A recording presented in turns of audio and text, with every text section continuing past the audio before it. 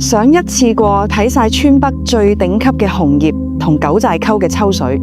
全港特別設計玩法，今次行程兩大王牌：川北光霧山秋色，紅葉鋪天蓋地，好似成座山着咗火；同埋 VIP 包車深度遊九寨溝秋色，秋水藍綠交錯，黃葉倒影如詩如畫。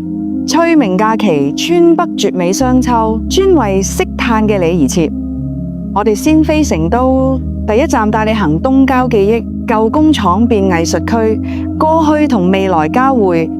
夜晚入住2025年全新開業嘅成都中鴻溫德姆至尊酒店，之後去朗中古城，一座仲活緊嘅千年古城，冇過度商業化。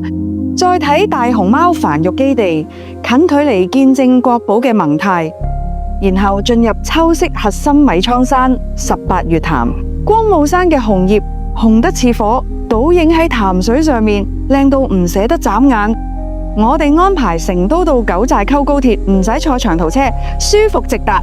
VIP 包車深度遊九寨溝，避開人潮，慢慢探盡秋色倒影同彩林。秋天嘅九寨絕對係一生必看，仲要連住2晚九寨綠髮希爾頓度假酒店，每晚望住山林入睡。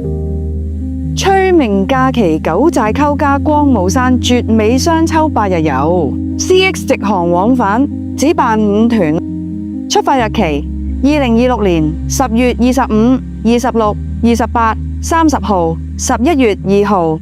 名額有限，真正識玩嘅你唔好等。